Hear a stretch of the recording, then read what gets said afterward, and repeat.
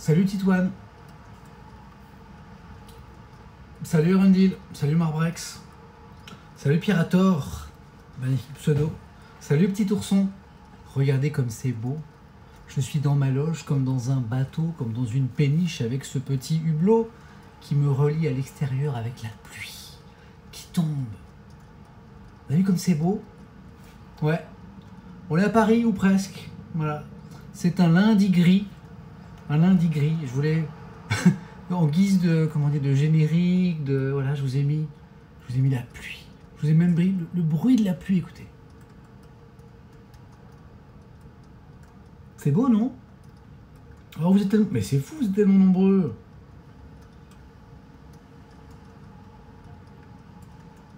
Vu sur le beau temps parisien, comme le dit Melon Lot dans le chat. Comment vas-tu en cette journée? Mais très très bien, très très bien. Oh, bonne vague, bonne vanne de Pierre-Yves que je valide.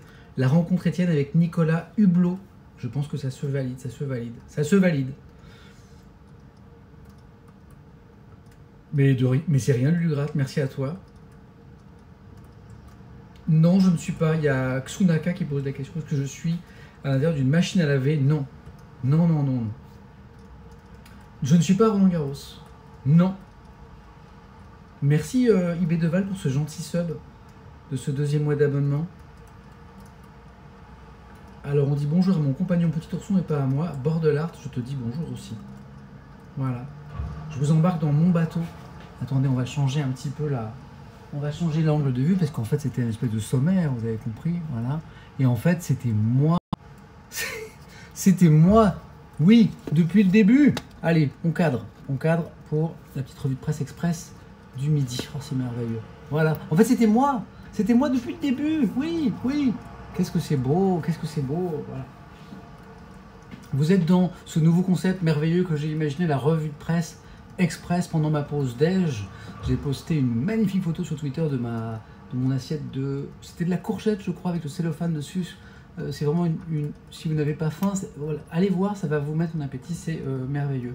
Et donc l'idée, c'est de, même les jours où je suis dans ma semaine qui pique, vous savez, c'est cette journée qui commence à 2h du matin et qui finit à 19h avec la matinale de France Info et question pour un champion dans la foulée. J'ai fait 3 jours la semaine dernière, mercredi, jeudi, vendredi, j'en refais 3 en ce début de semaine, lundi, mardi, mercredi. Ces jours-là, je n'étais pas sur Twitch, ça m'ennuyait.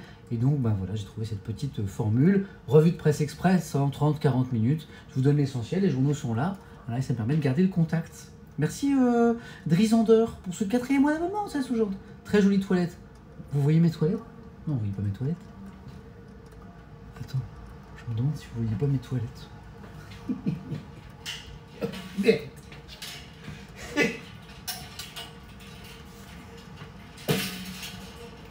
Vous voyez mon WC là? Oh merde! C'est bon, vous ne voyez plus. Merde! Parce que j'essaie de faire un joli décor, mais c'est un peu le bordel, c'est ma loge, personne ne voit ça d'habitude. Et effectivement, il y avait mon WC là. Ouais, ok, d'accord. D'accord. Ouais. Voilà, là vous êtes pour ceux qui ne connaissent pas ce petit rendez-vous improvisé, vous êtes dans ma loge de questions pour un champion. Il y a plein de choses formidables qu'on ne voit qu'à la télévision. Là il y a un évier pour me laver les mains, vous n'avez jamais vu ça ailleurs. Il y a une porte rouge. Où est-ce qu'on trouve des portes rouges ailleurs que dans le monde de la télé? Vous avez alors ça c'est le miroir, c'est important parce que les présentateurs aiment beaucoup se regarder, se faire maquiller, se faire démaquiller, etc. Donc ça c'est très important. Un ventilateur quand il fait chaud, ce qui n'est pas le cas aujourd'hui. Hein. Et puis mon mug question pour un champion, la machine à café n'est pas loin, enfin tout ça est extrêmement fascinant, des lingettes, des produits de maquillage. Voilà, vous êtes dans ma loge, merci. Dacha pour ce 5e mois d'abonnement. Voilà. Oui, ça fait un peu, oui, c'est un petit peu, ça fait un peu design hospitalier, c'est vrai. Bon, voilà, c'est service public, hein, on va pas plaquer les murs avec de l'or quand même. Voilà. Exactement. Jayden Père dit c'est un petit peu le poste de commandement de Sam. Exactement. Vous allez bien? Il n'y a pas de douche, il y a une douche à côté. Alors, à une époque où je travaillais un peu moins, je venais en courant à question pour un champion le matin, je repartais en courant. Notamment quand on était au Pré-Saint-Gervais, ça me faisait 1 heure le matin, 1 heure le soir. Ça me faisait une petite sortie de 2 heures par jour, ça c'était super cool. Bon, avec mon rythme de travail aujourd'hui, c'est devenu un peu plus compliqué. Sauf que, vous connaissez peut-être ma quête de retrouver le chemin du sport malgré la place qu'a pris le stream. Et j'ai pris une bonne résolution aujourd'hui. Donc, je vous rappelle la journée de Dingo Sam. Le réveil est sonné à 2h comme d'habitude. France Info à partir de 3h du mat. Prise d'antenne à 6h jusqu'à 8h30. Arrivée ici. Tournage à partir de 9h. 3 émissions le matin, 3 émissions l'après-midi. Fin de la journée vers 19h, 19h30. Et la bonne nouvelle, c'est que je rentre en courant. Je sais pas si on voit mes chaussures de running. Ce soir, je rentre en courant. Ouais, une petite heure de running pour finir la journée. Voilà, je vais rentrer détendu, cool. En plus, il y a plein de bouchons ce soir à Paris pour rentrer à la maison. Je suis même pas sûr que je vais mettre plus de temps. Voilà.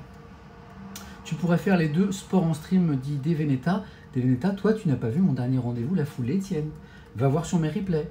Il y a une semaine, un dimanche, je vous ai emmené courir avec moi dans mon quartier, sur les Champs-Élysées. On est passé devant l'Élysée, on est allé au parc Monceau. On a couru, c'était un stream de 3 heures quand même. On a couru presque 3 heures. On s'est arrêté juste avant, on a acheté les journaux, c'était dimanche. On a acheté le Parisien dimanche. On s'est acheté un petit café, une glace vanille que j'ai renversée sur mon setup avec ma poussette de stream et je vous ai fait la revue de presse aussi. Voilà. Tu dors quasiment pas du coup. Si, je dors 3 heures. Je dors 3 heures. Combien de kilomètres entre ici et chez moi? Me demande l'Artux. Il y a pas beaucoup en fait. Il y a une petite heure en petite foulée. Franchement, voilà. Vraiment pas grand chose. Voilà. Oui, ils me nourrissent bien. J'ai mangé une assiette de comment on dit, de trucs verts là, pas de brocoli, de courgettes. Je me suis régalé. Allez, je lis une ou deux questions et puis je vous fais une mini revue de presse, ok? D'accord. Hyperactif? Non. Va voir des Veneta, je pense que ça va te faire plaisir. Puis j'ai plein d'idées, et ce stream de running, avec ma poussette de running streaming, je vais l'améliorer aussi parce qu'il y a une boîte française, une entreprise française qui est en train de m'approcher, enfin de me proposer une nouvelle application de streaming où on pourra voir, si le réseau le permet, 2 caméras. C'est-à-dire qu'il y aura une caméra sur moi et une caméra qui filme ce que je vois moi devant sur le même téléphone. Donc là, ça c'est français s'il vous plaît. Et dès que je maîtrise cette appli, on fera des trucs comme ça, en espérant qu'en termes de connexion, ça fonctionne, parce que du coup, deux caméras, en fait, c'est fou, hein. Cette appli française de streaming, elle est capable d'activer les 2 caméras du téléphone, celle de devant et celle de derrière. C'est une dinguerie. Il faut que je teste, si ça marche, on va se régaler. Voilà. Et là, alors pour ceux qui ne connaissent pas ce stream improvisé dans ma pause de questions pour un champion, cette prise de vue là, pourquoi? C'est parce qu'en fait, dans cette pièce, je ne capte pas la 4G, la 5G, et donc du coup, le seul endroit où je capte, c'est près de la fenêtre. Donc je vous montre, hein. Voilà. En fait, le téléphone est posé au bord de la fenêtre, voilà, du hublot. Bon, il y a un petit peu d'eau parce que j'ai oublié de fermer. Voilà.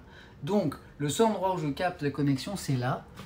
Et comme la fenêtre est plus haute que moi, ça donne ce magnifique effet. Voilà, exactement. Allez, alors, encore une ou deux questions et on enchaîne. Voilà. La France, exactement. Ouais. Il y a pas, en fait, il y a un Wi-Fi, mais il marche pas très bien. Il y a un Wi-Fi qui marche pas très bien. Ouais. Ah, j'ai bougé le téléphone et ça a fait bugger un petit peu. Il y a eu un petit F5, les amis. Je suis toujours là. Voilà. C'est revenu, sérieux. Je vais arrêter de toucher au téléphone, du coup. Voilà. Vous êtes prêts pour la revue de presse? On se fait une petite revue de presse, genre 30 minutes, l'essentiel de l'actu. Ça vous va? Ça vous intéresse? C'est parti pour la revue de presse? Oui, me dit Moidu. Go, me dit Magie de Monir. Ok, c'est bon, let's go, ok. Ouais, non, on n'est plus au Prince-Gervais, on enregistre maintenant à... Où est-ce qu'on est? À Saint-Louis. Les journaux. Alors, ce matin, vous aviez beaucoup de unes sur le premier conseil des ministres du gouvernement d'Elisabeth Borne. J'ai une question à ce propos à vous poser parce que moi, j'ai pas pu suivre l'actu à partir de 9h puisque je venais à Question pour un champion. Or, le conseil des ministres a commencé à 10h. Je vais vous poser cette question dans un instant. D'abord, je vous montre la une des Échos. Voilà, ça c'est de l'eau, je viens de coller de l'eau sur les Échos, c'est magnifique. Gouvernement Borne, donc premier conseil des ministres, dans le conseil des ministres c'est mercredi, là ça a été avancé à lundi. Les urgences et les défis, pouvoir d'achat, emploi, retraite, transition écologique, les priorités du nouveau gouvernement. Évidemment c'était attendu, on l'a attendu assez ce gouvernement Borne, donc le premier conseil des ministres c'était important. Alors plusieurs regards de vos journaux sur, au-delà de ce premier conseil des ministres, en fait tout simplement ce gouvernement Elisabeth Borne, on continue de s'interroger sur le bien fondé de cette équipe, de cette composition. Vous voyez le Figaro par exemple. Le Maire, donc Bruno Le Maire, et Ndiaye, donc le nouveau ministre de la Culture, Pape Ndiaye. Macron au risque du en même temps, c'est que le président Macron aime bien ce concept du en même temps. Et le Figaro qui se pose une question en fait. L'arrivée d'une figure de la gauche culturelle à l'éducation nationale, aux côtés de ministres venus de la droite, comme Bruno Le Maire, pose la question de la cohérence politique de l'équipe d'Elisabeth Borne. La question c'est jusqu'où peut aller le en même temps en politique en faisant cohabiter au sein de la même équipe gouvernementale des gens plutôt de la gauche et des gens de la droite. Yves Tréhard parle dans son édito de grand écart. Je vous lis quelques lignes de cet édito. Les choix et les équilibres recherchés traduisent la plasticité d'Emmanuel Macron, cette faculté qu'il montre à faire cohabiter les contraires, à jouer avec les paradoxes, à provoquer des effets disruptifs dans une partition d'un grand classicisme. Mais on est impatient de voir comment Gérald Darmanin, le premier flic de France, s'accommodera des propos de Pape Ndiaye dénonçant les violences policières, ce qu'il a fait dans le passé, ou le racisme structurel de notre pays. Ça, ce sont des propos qui ont été tenus par le ministre de l'Éducation. Ça, c'est la question que se pose le Figaro.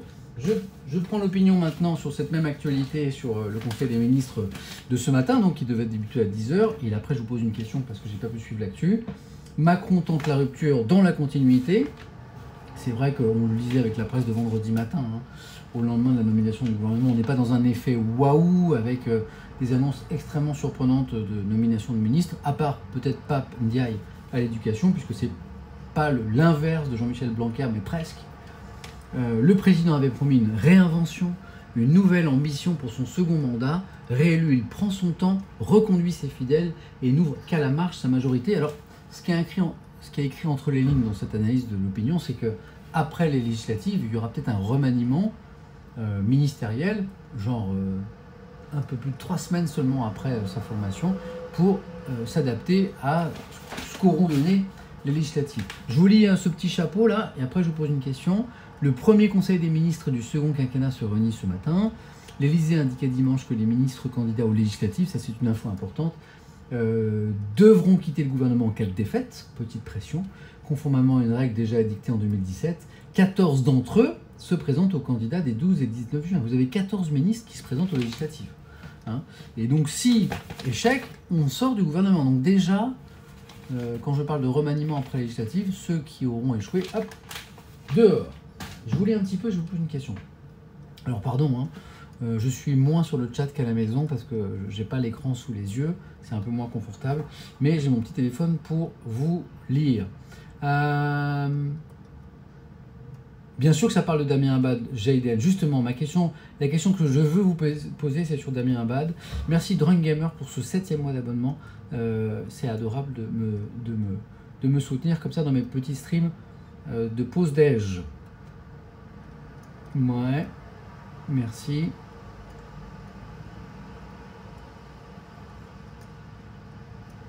Merci pour vos retours sur les streams d'Orsay et du Louvre, c'est super gentil. La question que je vais vous poser ce matin, parce que vous avez pu suivre l'info ce matin après 9h et pas moi, c'est sur Damien Abad. Je prends le Parisien justement, vous allez comprendre. Alors oui, les journaux se penchent sur le cas, sur l'affaire Damien Abad. Donc la une ici du Parisien, elle est sur le PSG, mais regardez, Damien Abad, il est là, l'affaire Abad qui embarrasse le nouveau gouvernement. Donc Damien Abad, on va rappeler, c'est une prise de guerre à droite. C'était quand même le président du groupe LR à l'Assemblée nationale, donc ça n'est pas rien. Et donc il est devenu ministre chez Macron. Donc ça n'est pas rien, c'est une vraie prise de guerre. Et c'est une prise de guerre qui fait pchit, parce que tout ça est, comment dire, balayé par l'affaire Abad. Pour ceux qui n'ont pas les infos, je vous lis. La majorité gênée par le cas Abad, le ministre des Solidarités nie en bloc les accusations de viol dont il est l'objet, alors que se tient le premier conseil des ministres de l'ère Borne ce matin. Drôle de rentrée ce lundi matin. Alors que le premier conseil des ministres du gouvernement d'Elisabeth Borne se réunit à 10h, voilà l'exécutif déjà pris dans une polémique après que Mediapart a révélé ce week-end des accusations de viol datant de 2010 à 2011, donc entre 12 ans et 11 ans, visant Damien Abad, le nouveau ministre des Solidarités. Damien Abad qui conteste avec la plus grande force, ce sont ses mots, les accusations portées contre lui, dans un communiqué qui relate, comme rarement en politique d'ailleurs, les détails sur sa vie intime. Le ministre atteint d'arthrose assure que les actes qui lui sont reprochés en fait sont tout simplement impossibles pour lui en raison de son handicap. Ça, c'est sa ligne de défense. Question du Parisien, est-ce que Damien Abad peut rester au gouvernement? ce n'est pas à moi de le dire, répond un petit peu embarrassé une parlementaire de la majorité qui dit, d'un côté, il y a le respect de la parole des victimes, mais il y a aussi le respect de la présomption d'innocence. Comment on fait pour que les femmes victimes de violences puissent prendre la parole sans pour autant condamner des gens par avance? Ça, c'est un vaste débat. Donc la question que je voulais vous poser, c'est, moi je n'ai pas pu voir le Conseil des ministres, et je savais que ce premier Conseil des ministres, il allait non pas être filmé en intégralité, ça n'est jamais arrivé, mais on allait voir les images des ministres arrivant pour ce premier Conseil des ministres d'Elisabeth Borne. La question c'est, est-ce qu'il y avait Damien Abad? Parce que la question qu'on s'est tous posée ce matin, c'est est-ce que Damien Abad serait présent pour cette réunion de famille? Alors j'ai besoin de vous là. Il était là ou pas ce matin? Est-ce qu'il était Damien Abad au Conseil des ministres? Vous qui suivez l'info. Je vous lis.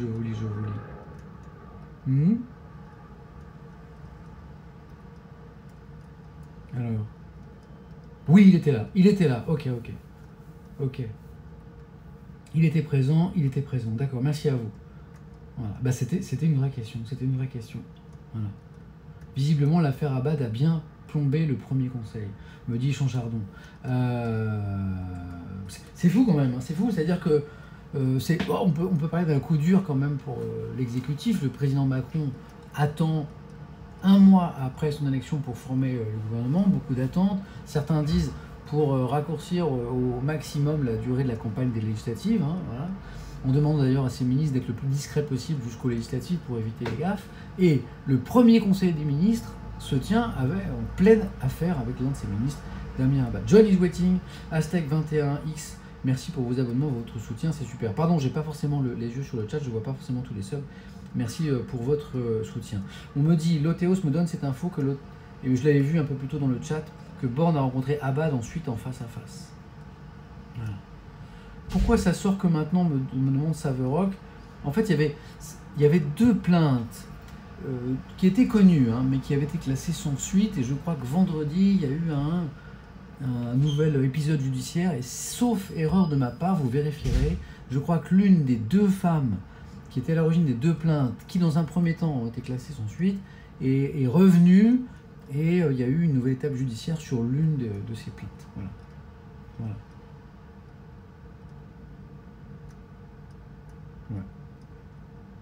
Bon, on n'en est qu'au début de cette affaire, on verra dans les prochains jours. Je poursuis ma petite revue de presse. Pour l'affaire Damien Abad, 2 thèses en présence, accusation d'un côté, défense de l'autre, présomption d'innocence, écoute de la parole des victimes. Franchement, j'aimerais pas être à la place du gouvernement pour gérer ça. Ça commence quand même sous des auspices un peu contrariés, alors qu'on est à 3 semaines des législatives. À mon avis, du côté de Matignon et de l'Élysée en ce moment, ça doit phosphorer dur. Je vous prends l'humain ce matin qui dit, puisqu'on parle des législatives, oui, la retraite à 60 ans, c'est possible, c'est finançable, c'est le dossier du MAS ce matin. 60 ans, c'est possible. La grande réforme voulue par la NUPES, vous savez, l'alliance de gauche pour les législatives qui s'est formée autour de Jean-Luc Mélenchon, peut être financée, c'est finançable, en réaffirmant les principes fondateurs du régime général et en élargissant les sources de retraite. Merci petit ourson pour ce 2e mois d'abonnement, c'est super gentil, merci à toi. Tiens, je vais essayer de faire un truc parce que j'ai jamais pensé, mais je pourrais peut-être mettre le chat ici. Oh, si je mets le chat ici, j'arrive à vous lire en même temps. Trop bien. Rafraîchissez, parfois il y a des petits bugs. Je suis toujours là ou pas? Vous m'avez toujours? C'est bon, vous m'entendez, vous me voyez, c'est revenu. En fait, faut pas que je touche mon téléphone, vous avez vu? Voilà, c'est revenu. Non, je suis là. Maintenant, j'arrive à vous lire. Je suis en train d'améliorer ce petit setup de pause d'âge. Donc, l'UMA dit, oui, on peut faire la retraite à 60 ans. La grande réforme peut être financée en réaffirmant les principes fondateurs du régime général et en élargissant les sources de recettes. Voilà.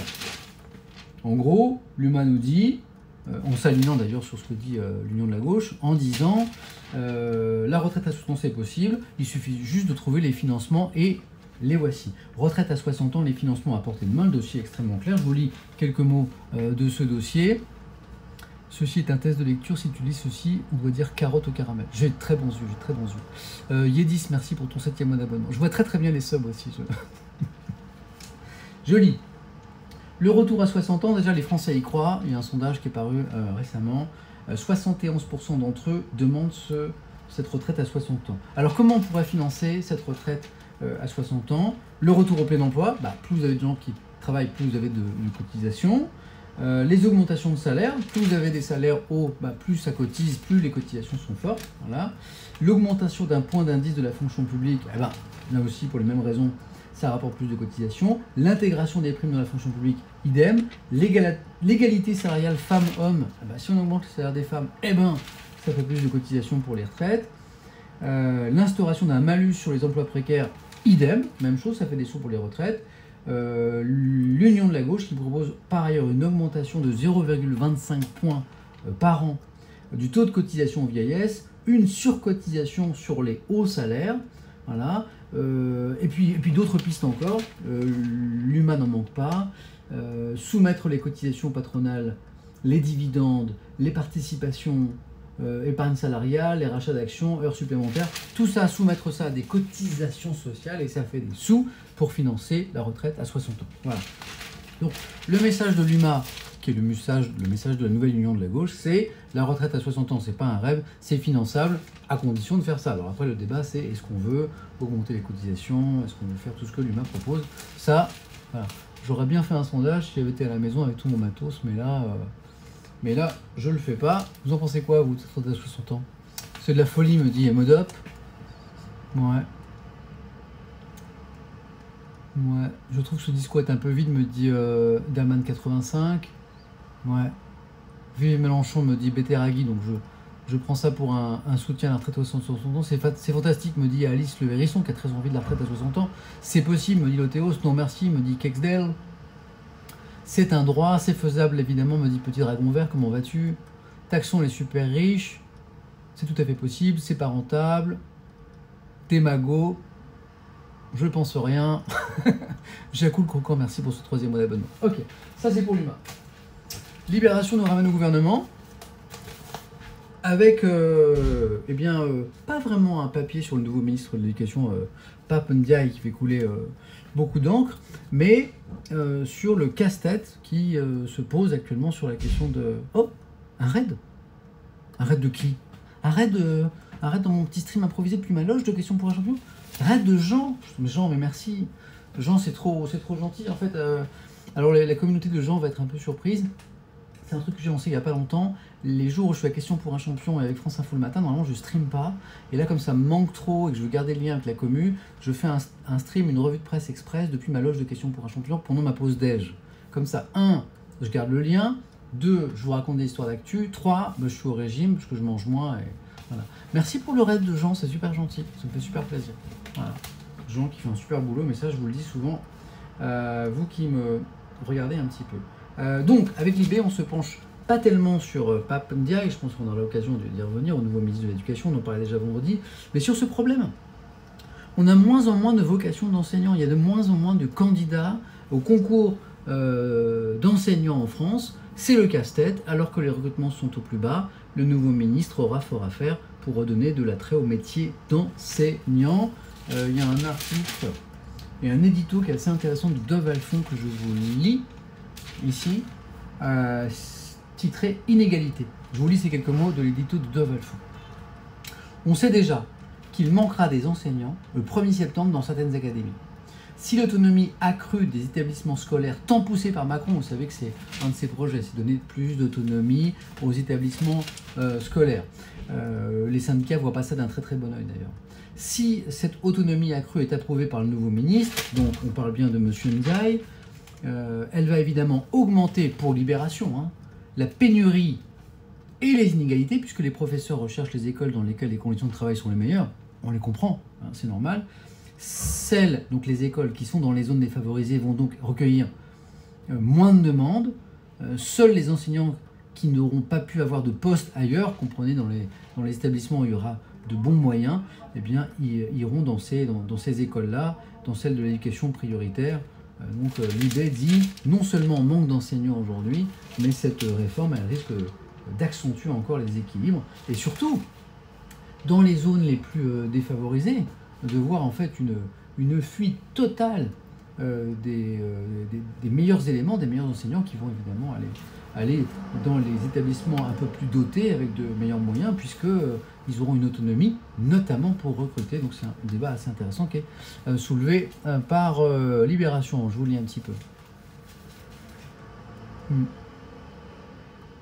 Ouais.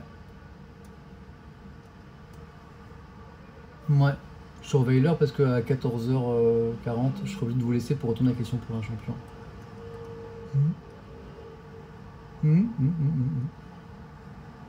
Ouais, et puis vous êtes plusieurs à me dire, comme Mav et d'autres, en même temps, qui ont envie de se casser la tête pour un métier si peu valorisé. Vous savez qu'effectivement, et je suis assez d'accord d'ailleurs, l'une des clés de tout ça, hein, manque de vocation, manque de recrutement, pas assez d'enseignants qui se proposent au concours, la notion de salaire, évidemment, elle est centrale. Il serait peut-être temps, je dis ça, je dis rien, de revaloriser les salaires des enseignants. En France, c'est quand même un des plus beaux métiers du monde, avec une responsabilité inouïe, l'éducation scolaire de nos enfants. Il serait peut-être temps de penser à ça. Merci pour les petits messages. Une jolie phrase, là. Ah oui, Deveneta qui dit « Le salaire, c'est le sourire des enfants ». Ouais, enfin, faut bouffer aussi, non? C'est mignon, mais faut bouffer, non? Vous en pensez quoi? L'équipe. Alors bon, je suis content parce que le stream que j'ai fait à Roland Garros samedi était assez cool. Hein, pour ceux qui ont raté le replay, samedi après-midi en direct de Roland Garros, j'ai reçu Amélie Mauresmo, la directrice du tournoi, donc en direct de Roland Garros sur ma chaîne Twitch, Justine Hénin, la grande championne belge, hein, l'ex numéro 1, et puis Nelson Montfort. On a bien rigolé, et puis en plein stream, on a appris par le chat, d'ailleurs, InfoChat, que je suis allé vérifier, effectivement, Mbappé restait au PSG, donc on a pu avoir la réaction en direct de mes invités, c'était cool. Alors l'équipe Petit Jeu de mots en sa une de ce lundi matin parle non pas d'une nouvelle ère, jeu de mots, alerte au jeu de mots, mais d'un nouvel ère, voilà, avec une fin de feuilleton de Mbappé, mais qui est peut-être le début d'un autre feuilleton, c'est-à-dire d'un club réorganisé autour de lui, voilà, avec un changement de directeur sportif, d'entraîneur. Je pense qu'il n'y a rien d'officiel. Je ne suis pas sûr que ça ait été confirmé. L'arrivée de Luis Campos, par exemple. Donc, nouveau directeur sportif, nouvel entraîneur, autour d'un nouveau projet sportif qui est la conquête de la Ligue des Champions, avec Mbappé qui, c'est quand même une surprise, hein, est resté au PSG. On en a parlé beaucoup déjà dimanche matin. Campos, c'est officiel? Sûr. C'est officiel? Ça y est, c'est tombé depuis ce matin? Merci Antoine. Vous êtes plusieurs à me le dire. Lothéos. Campos officiel annoncé par le PSG ou Campos officiel annoncé par un média? Ça, c'est pas la même chose. Hein. Attention, hein. Attention. Hein. Vous voyez ce que je veux dire? C'est pas parce qu'un journal vous dit attention, selon nos sources, c'est fait. Hein, c'est comme les gens, il y a plein de médias qui ont quand même annoncé sûr que Mbappé partit au Real Madrid.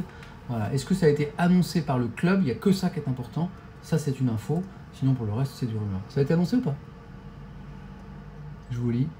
Voilà, conférence de presse à 15h pour le PSG, me dit Yassar. Ça, c'est une info. Ah, officieux. Annoncé par les médias, ça veut...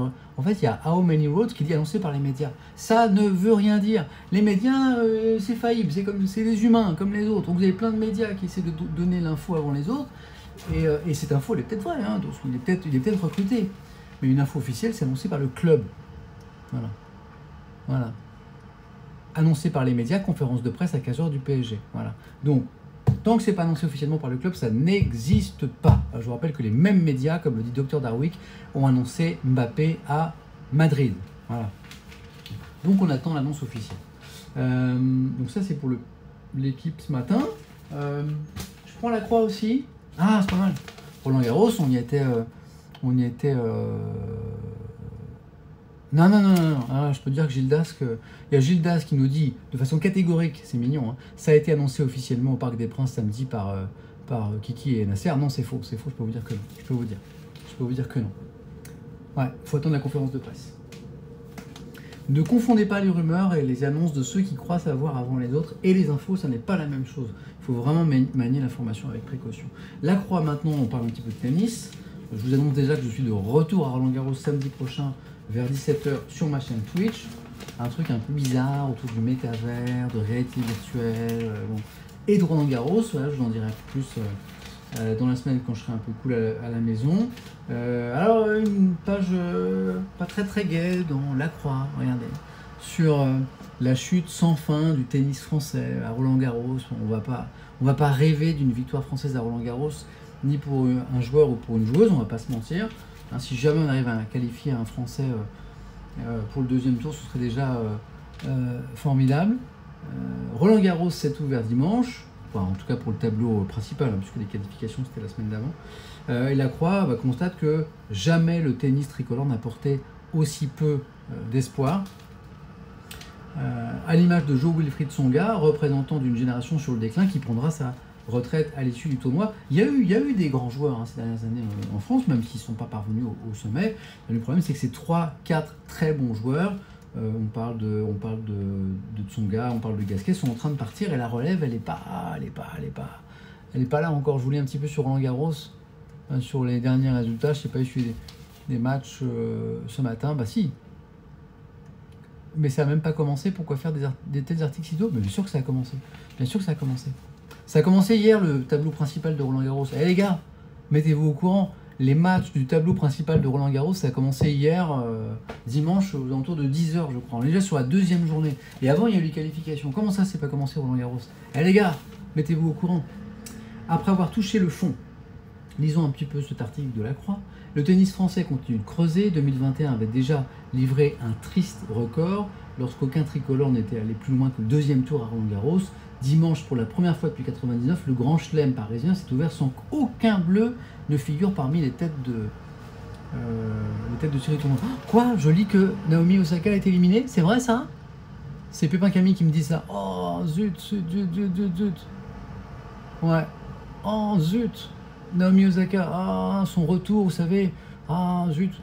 Naomi Osaka, l'histoire est douloureuse. Vous savez, l'an dernier, elle avait quitté ce tournoi de Roland-Garros parce qu'elle disait qu'elle voulait plus aller aux conférences de presse, parce que psychiquement, psychologiquement, ça la bougeait, ça la dérangeait, elle supportait plus les questions des journalistes, qui sont parfois insupportables, je suis bien placé pour le savoir, et donc elle a quitté le tournoi, elle est partie parce qu'on lui a fait savoir qu'elle pouvait pas ne pas passer par les conférences de presse. Donc elle revenait là, dans une interview à l'équipe, en fin de semaine dernière, elle disait que oui, en fait, elle avait traversé un épisode dépressif, elle prononçait le mot de dépression, donc voilà, c'est la pression du sport de haut niveau sur ces athlètes, une pression peut-être plus importante qu'avant, me disaient Amélie Mauresmo et Justine Hénin samedi après-midi en direct de Roland-Garros, notamment avec la pression des sponsors, la pression des médias, la pression des réseaux sociaux aussi, qui a rajouté une pression par rapport à cette génération-là. Et Naomi Osaka, justement, moi, j'aurais trouvé formidable qu'elle fasse un joli parcours. Merci beaucoup Timothée pour ce sub que je vois là. Ah, je suis triste. C'est dommage. C'est triste. Bon. Ouais. Oh, c'est méchant. Il y a Okoko qui dit au moins elle n'aura pas beaucoup de conférences de presse. Team éliminé au premier tour, ça aussi, ça a été chaud. Mais Team, il a du mal à revenir au meilleur niveau. Ouais. Merci Ovidalo pour ton commentaire. Stream de gauche. On est en train de parler de Roland-Garros et tu arrives à claquer un petit commentaire stream de gauche. Vraiment là, au niveau du commentaire, tu es vraiment au top. Merci à toi. Donc continuons sur les Français à Roland-Garros. Enfin, sur cet article de gauche, donc sur le tennis français.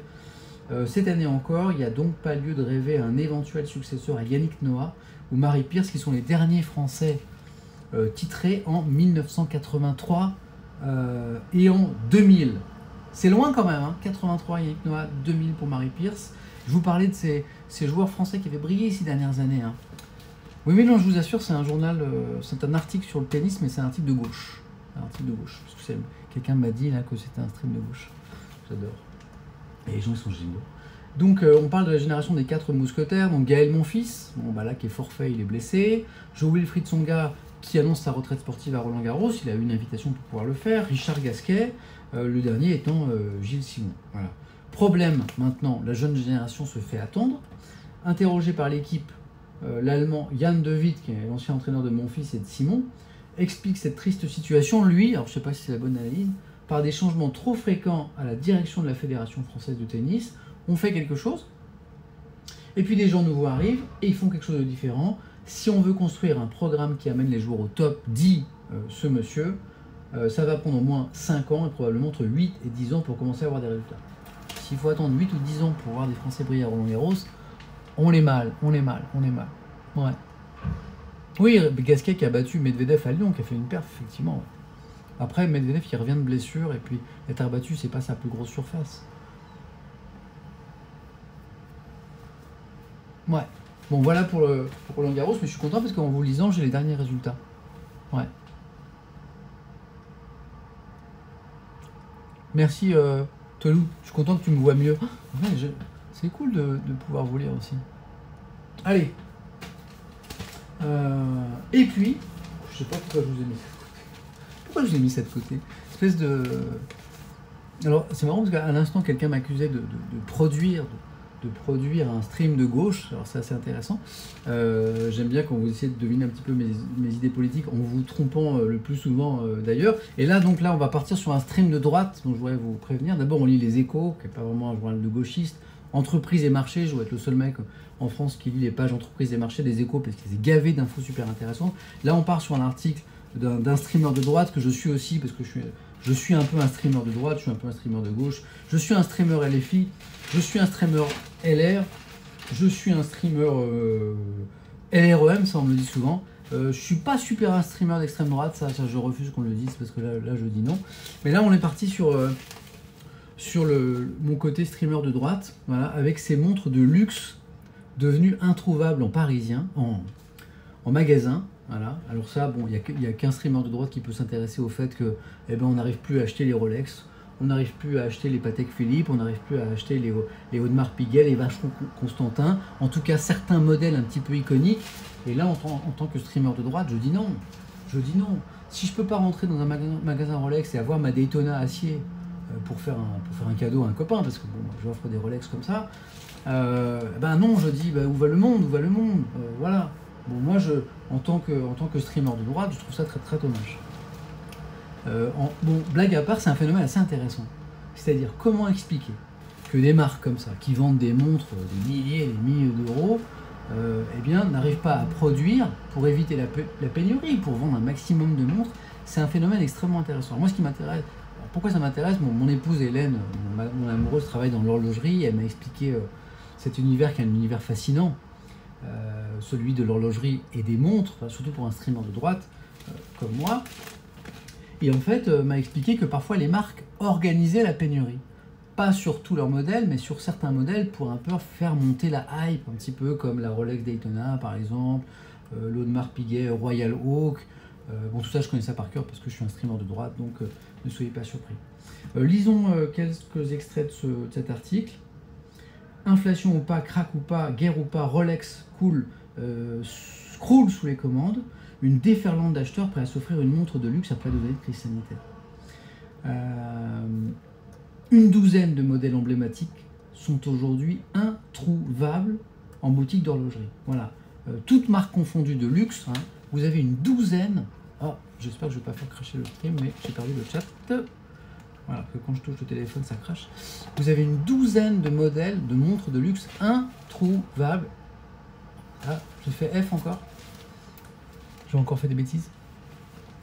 Introuvables en magasin. Voilà, c'est ça qui est étonnant. Douzaine de modèles emblématiques, aujourd'hui introuvables en boutique. C'est-à-dire que même si vous avez les sous, on ne vous la vendra pas. Même si vous êtes un super client, on ne vous la vendra pas. C'est assez incroyable. On surnomme les grands fauves ces monstres très convoités, fabriqués par Rolex, Patek Philippe, Audemars Piguet, Vacheron Constantin aussi, une pénurie patente.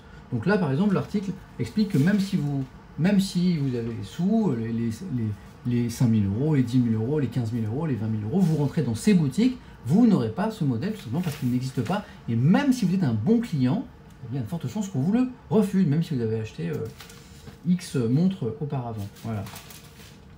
Pour la Daytona, par exemple, donc c'est une Rolex, par exemple pour le modèle acier, qui n'est pas le modèle or, mais qui paradoxalement est plus dur à trouver. Aujourd'hui, pour dire les choses, il faut rentrer chez Rolex pour acheter une Daytona or. Vous allez la trouver, on va vous la proposer, elle existe. Vous allez la payer à un certain prix, assez cher, mais elle existe, vous l'aurez. Si vous demandez le même modèle en acier, vous ne l'aurez pas. La Daytona acier, cadran blanc ou cadran noir, c'est quasiment impossible à trouver. Aujourd'hui, vous rentrez chez Rolex, on vous dit, écoutez, monsieur, on n'a pas de stock, on n'en aura pas. Il y a quelques temps, il y avait encore une liste d'attente chez Rolex. Aujourd'hui, vous ne pouvez pas vous mettre sur liste d'attente. Voilà, il n'y a plus de liste d'attente chez Rolex. Voilà. La liste d'attente, il y a quelques années, elle était de 2-3 ans minimum pour avoir le droit d'acheter une Rolex Daytona acier. Aujourd'hui, elle n'existe même plus, cette Daytona acier. Lisons un petit peu. Voilà. Alors la Nautilus de Patek Philippe, à peu près la même chose. Voilà. L'article parle d'un client VIP à Genève qui allait voir son vendeur attitré, donc il a acheté plein de montres. Il a dit je veux une Nautilus de Patek Philippe. On lui a dit mais non, c'est impossible, c'est impossible. Voilà. Alors la question c'est pourquoi. Moi j'ai du mal à expliquer ça. Alors je vais essayer de. Alors, évidemment ça fait le bonheur du marché d'occasion. Hein. Certaines déclinaisons assurent à la revente des prix 10 fois supérieurs si ce n'est pas davantage. Voilà. Vous avez des montres comme ça qui valent sur le marché de l'occasion 10 fois, 20 fois le prix en boutique. Ah, c'est mon réveil. Oh, c'est déjà la fin du stream. Oh, c'est nul. Voilà. C'est déjà la fin du stream. Nul. C'est mon réveil qui sonne pour me dire qu'il faut que j'aille bosser et faire question pour un champion. Alors, essayons de comprendre comme ce phénomène. La rareté des produits Rolex ne relève pas d'une stratégie. La production actuelle ne peut répondre à la demande mondiale existante de manière exhaustive sans diminuer la qualité des montres, parce que c'est des montres qui sont longues à produire. Il faut 1 an pour fabriquer une Rolex, dit l'article. Les capacités de production ne peuvent pas s'étendre à l'infini. Pourquoi ne pas démultiplier la production d'un modèle particulièrement demandé au détriment des autres? Réponse de Rolex, on ne veut pas tuer la poule aux œufs d'or, ni ne dépendre d'un seul modèle phare. Voilà. Bon, élément d'explication. C'est un peu étonnant, je sais pas ce que vous en pensez. J'arrive pas trop à comprendre ce phénomène, mais bon. Ouais. Alors ne me demandez pas pourquoi je connais aussi bien cet univers-là, c'est parce que je suis un streamer, donc de droite, je vous l'ai expliqué. Je vous lis un petit peu, puis je vais aller travailler, puisque l'équipe de questions pour un champion m'attend pour 3 nouvelles émissions, et puis ce soir je rentrerai à la maison en courant. Voilà. Alors pas en streamant, mais peut-être que bientôt, je ferai mon stream de revue de presse express le midi et je vous emmènerai courir avec moi sur le retour de la maison. Voilà. Je vous lis un petit peu.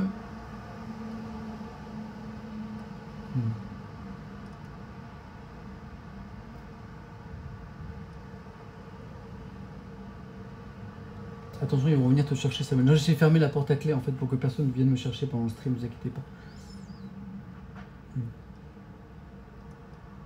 Ah, horoscope, ouais, c'est vrai.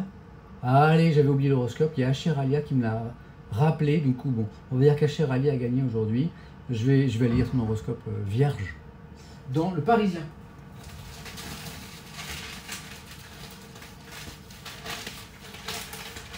Alors, Asher Alia, bravo, parce que j'avais oublié l'horoscope.